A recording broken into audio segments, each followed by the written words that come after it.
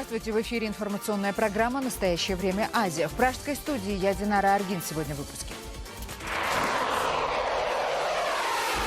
Французский авианосец Шарль-де-Голль опять в Персидском заливе. Его называют уничтожителем беженцев. Во время предыдущего рейда самолет из де-Голля случайно убили 150 гражданских на севере Сирии.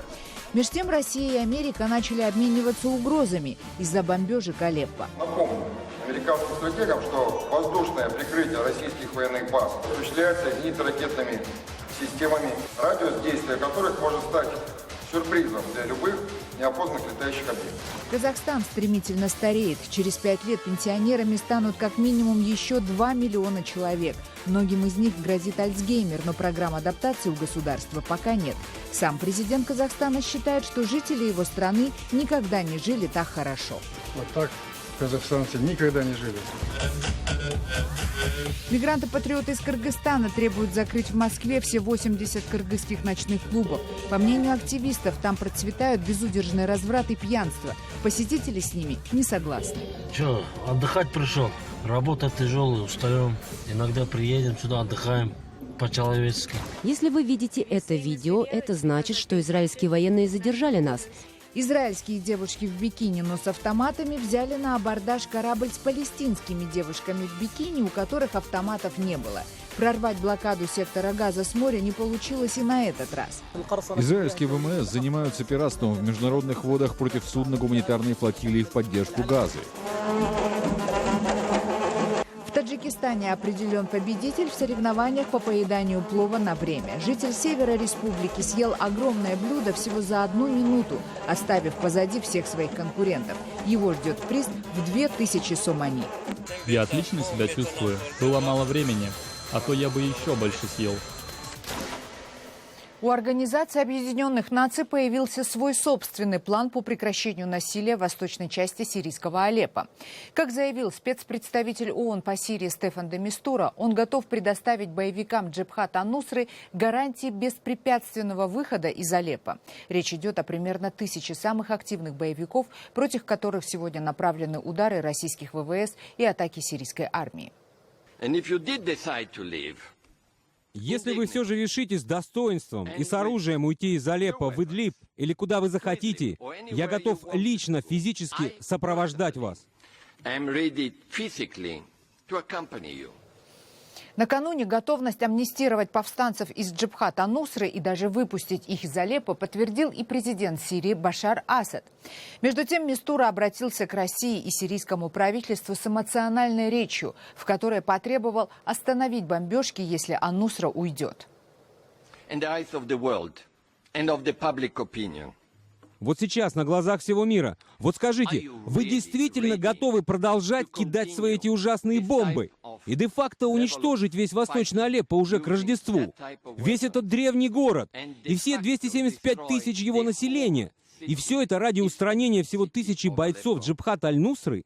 Готовы ли вы прекратить бомбежки, если аль-Нусра уйдет?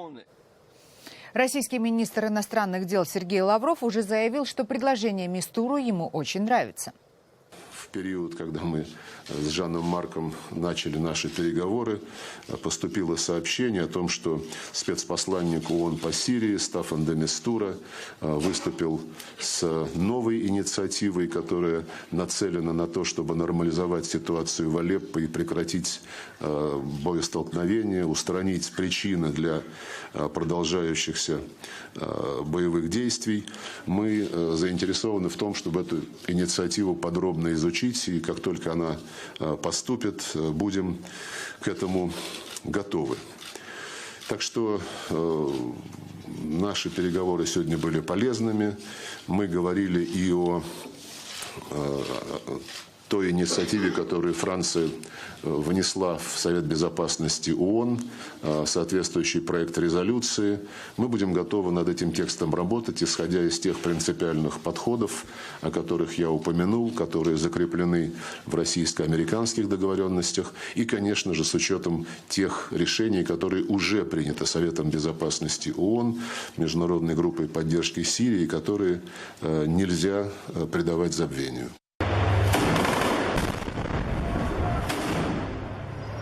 Сейчас пока неизвестно, согласна ли с планом ООН сама Джабхат ан-Нусра. Эту организацию считают террористической не только в США и России. Также высказываются сомнения, что численность группировки в Алеппо составляет всего 1000 человек. В августе количество боевиков ан-Нусры в пределах восточного Алеппо оценивалось как минимум в 5000 штыков. У группировки на вооружении были танки, ракеты и современные артиллерийские системы.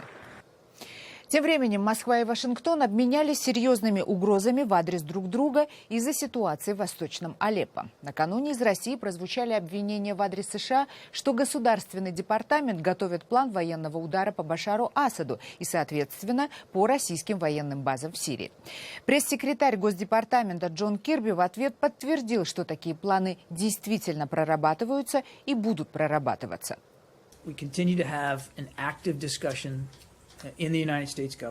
Мы по-прежнему активно обсуждаем все варианты наших возможных действий в Сирии. И, как я уже говорил неделю или около того назад, не все из этих вариантов относятся к дипломатическим. Такое положение дел на сегодня. Мы видели комментарии и угрозы из Москвы, но, несмотря на это, обсуждения по Сирии внутри правительства США продолжаются. Но я бы хотел отметить, что мы не считаем, что недипломатические варианты, которые мы обсудили к сегодняшнему дню, могут привести к лучшему результату, чем те, что мы пытаемся реализовать при помощи дипломатии. А вот, собственно, угрозы в адрес Соединенных Штатов со стороны российского генштаба, на который сегодня давал ответ Белый дом. Напомню американским стратегам, что воздушное прикрытие российских военных баз в Мимиме и Тартусе осуществляется зенитно-ракетными системами С-400 и С-300, радиус действия которых может стать сюрпризом для любых неопознанных летающих объектов.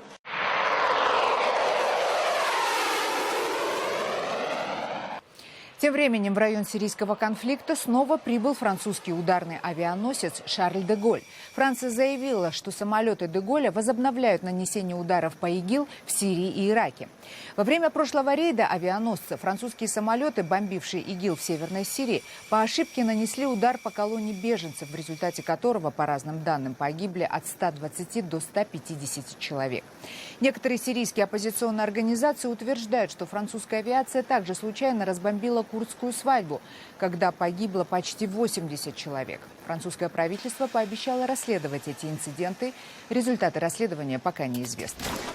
В Кыргызстане цены на интернет все-таки вырастут. Уже через месяц стоимость трафика увеличится как минимум в 2 раза и может составить $25-30 за мегабит в секунду. Прежние цены будут действовать еще месяц. Об этом заявили казахстанские интернет-провайдеры на встрече со своими кыргызстанскими коллегами в Астане. Как сообщает сайт Club.kg, президент интернет-ассоциации Казахстана Шавкат Сабиров объяснил, что рост цен связан с кризисом. Однако Кыргызстан намерен продолжать переговоры по сохранению прежних цен. Напомним, что интернет-трафик идет из России и через Казахстан попадает в Кыргызстан. Россия свои цены на поставку трафика не меняла, и Казахстан по-прежнему закупает его в среднем за $1, а Кыргызстану сейчас продает за $12-15. Кыргызстанские провайдеры обвиняют Казахстан в ценовом сговоре. Они намерены обратиться в Федеральную антимонопольную службу России и Евразийскую экономическую комиссию с просьбой провести расследование по повышению Казахстаном цен для Кыргызстана. Кыргызские мигранты-патриоты требуют закрыть в Москве все 80 ночных клубов и кафе, где отдыхают гастарбайтеры из Центральной Азии. По мнению активистов, эти ночные заведения стали местами разврата. Патриоты обращались за помощью в кыргызское посольство в России, но понимания не нашли. Тибек Бегалиева продолжит. Ночные клубы мигрантов в Москве, как правило, расположены недалеко от метро. Это главный залог успеха. Клиенты даже в самый поздний час должны иметь возможность уехать на метро. Такси для тех, кто приходит в такие развлекательные заведения, чаще всего не по карману, поэтому и цены в меню минимальные, а уж по московским меркам совсем смешные. Обслуживают гостей тоже кыргызстанцы. Случайных людей здесь практически не бывает. Самое главное отличие московской дискотеки от бишкекской – количество мужчин. Их здесь в разы больше девушек. После тяжелого трудового дня сюда на отдых приходят строители, чернорабочие с рынка и таксисты. Давать интервью в открытую почему-то никто не хочет. Че, отдыхать пришел? Работа тяжелая, устаем. Иногда приедем сюда, отдыхаем по-человечески. Иногда чуть-чуть пива пьем, потанцуем. Всего в Москве есть как минимум 3 десятка кыргызских кафе и ночных клубов. Место разврата и блуда, считают некоторые члены диаспоры. После 12 часов там ходят молодые девушки и парни. Девушки остаются на улице, случаются изнасилования и многое другое. Растет количество детей, которые рождаются без отцов. Сегодня вместе с теми, кто думает так же, как он, Карим пришел в посольство Кыргызстана в Москве. С помощью местных дипломатов мужчины хотят попытаться закрыть или хотя бы ограничить время работы развлекательных заведений. Однако встреча в дипкорпусе не оправдала надежд активистов. Опять те же старые слова. Говорят, мы поднимаем эту проблему, работаем над ней. Надеюсь, новый посол будет работать. У нас на него большие надежды.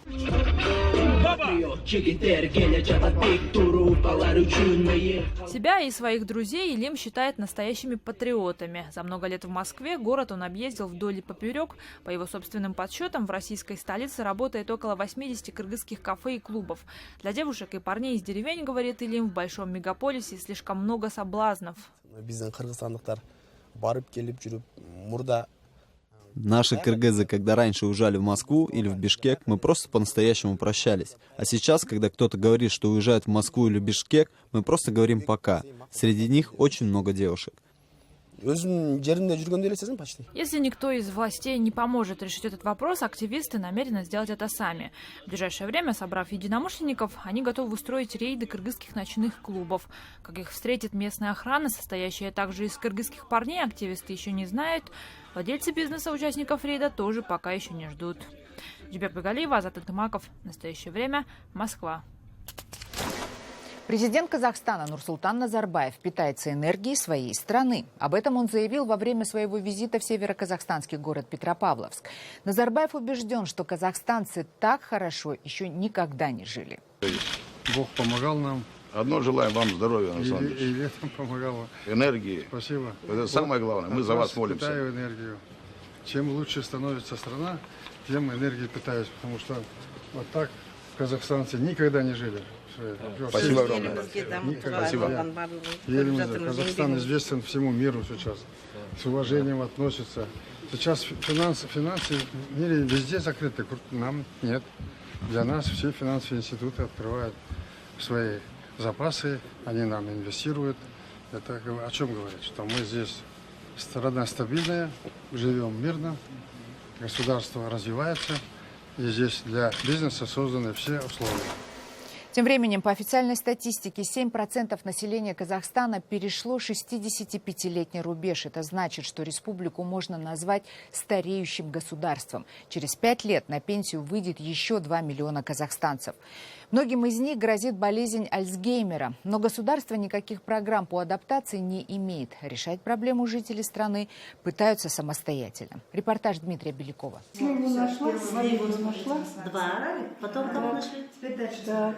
Надежде Ивановне 87 лет. Она коренная алматинка, всю жизнь проработала в Министерстве торговли. В Асар ее привозят дети, пятидневка, с 9 до 6. У Надежды Ивановны одна из форм деменции, расстройства кратковременной памяти. Ее родные постоянно заняты на работе, поэтому центр дневного пребывания стал хорошим выходом. Мне всегда было по душе и находиться там, что называется, санаторием. Санаторий есть санаторий. А что это дом престарелых? Что там, старики, что ли, мы должны? Я не хочу, чтобы меня называли старухой. История открытия центра Асар началась с одной алматинской семьи. Руководитель Сая Асанова столкнулась с ситуацией, когда кому-то из родных надо было постоянно сидеть с бабушкой, которой поставили диагноз – болезнь Альцгеймера. Асановы перебрали все варианты – от наемных сиделок до пресловутого дома престарелых. Сервис, получается, по уходу за пожилыми людьми он достаточно ограничен. Есть совсем печальный вариант дома для престарелых, которым просто люди, наверное, прибегают совсем в крайних, тяжелых каких-то условиях для себя.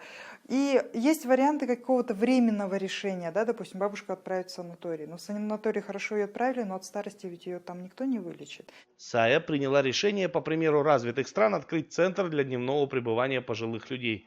Особенность казахстанского общества в том, что новоявленный пенсионер теряет мотивацию к жизни или даже становится обузой для своих родных и постепенно угасает. Я сомневаюсь, что вот найдутся люди, которые, придя с работы, да, будут с бабушкой сидеть, пазлы раскладывать. Да не будут этого делать. Вот это не наша ментальность, не наш менталитет. В Казахстане традиционно очень бережно и уважительно относятся к людям пожилого возраста, старшим родственникам.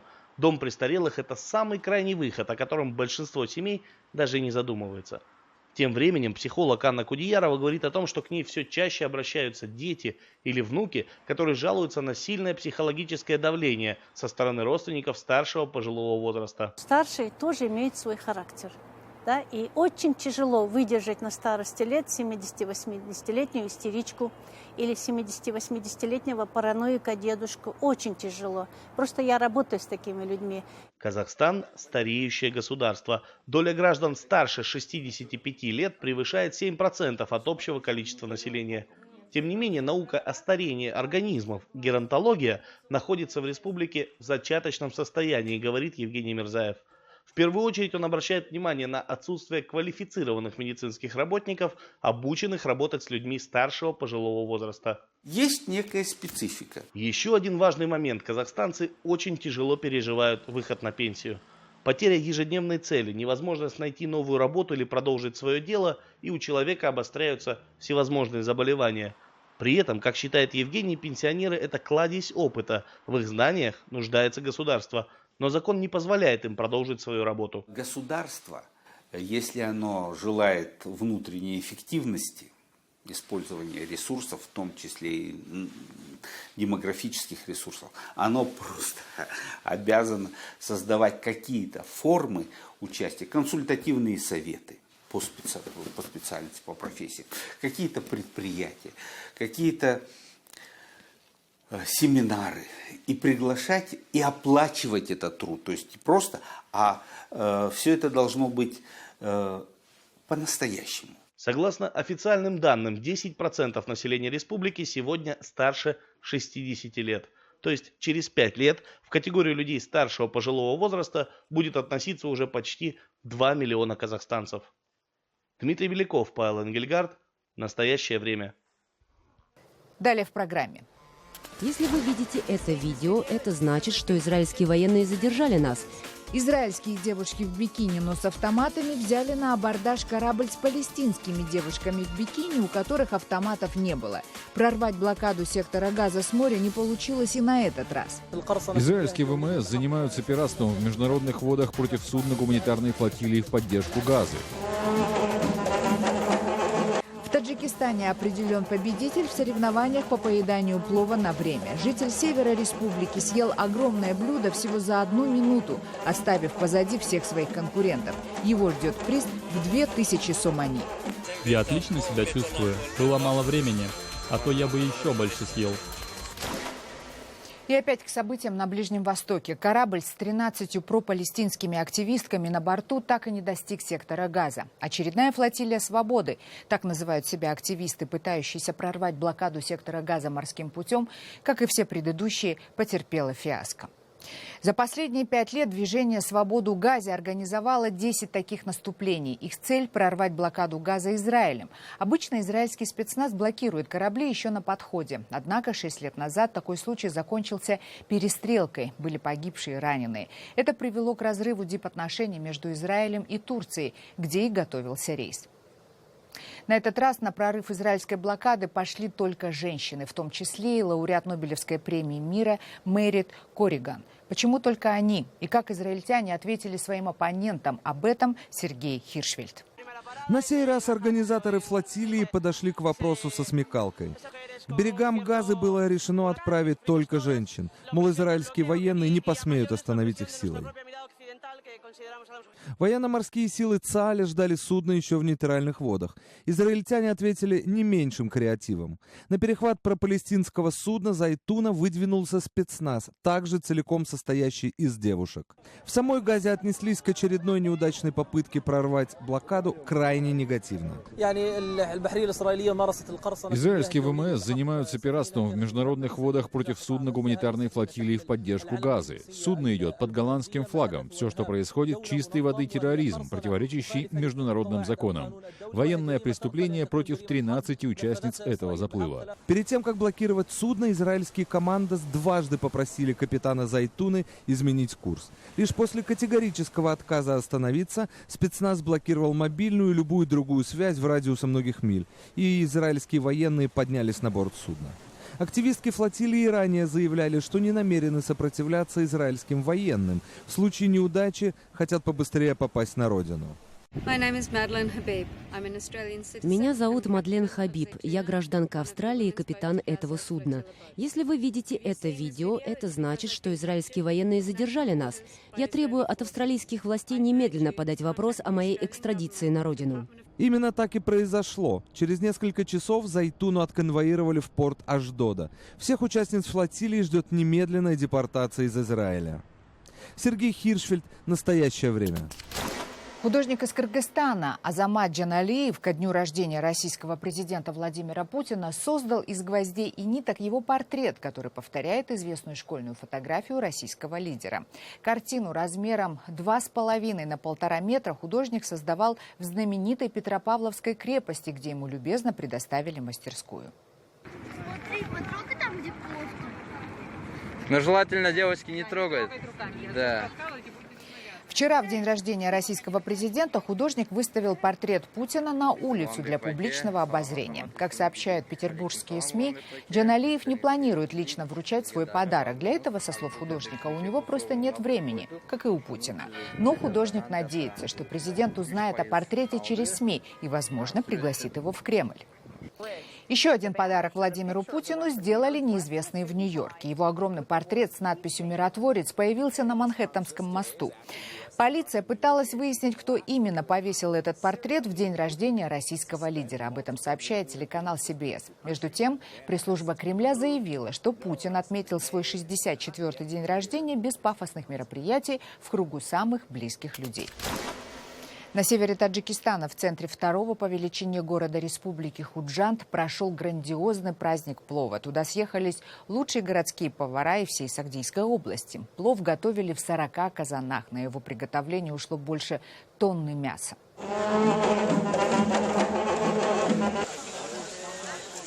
Фестиваль плова проводят в Худжанде второй год подряд. В этом году был также организован конкурс на лучшего поедателя плова.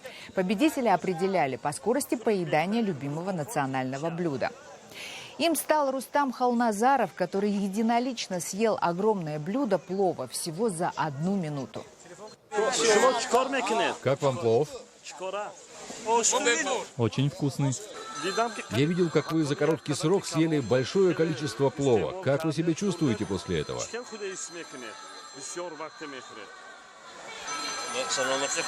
Я отлично себя чувствую. Было мало времени, а то я бы еще больше съел. В качестве приза победитель получил 2000 сомоней. Это почти $250, которые в Таджикистане считаются очень большими деньгами. Лучшим поварам вручили аж по 20 тысяч сомоней. Конкурс на лучший плов считается еще и хорошей возможностью для местных мастеров представить общественности свои кулинарные способности. Ученые из Академии наук Таджикистана считают, что в течение веков таджикский народ испробовал 300 видов приготовления плова. Это были все новости, о которых мы хотели вам рассказать. Читайте нас в социальных сетях и смотрите на сайте karenTime.tv. Мы благодарим вас за внимание и прощаемся до следующей недели. Хороших вам выходных. Всего доброго.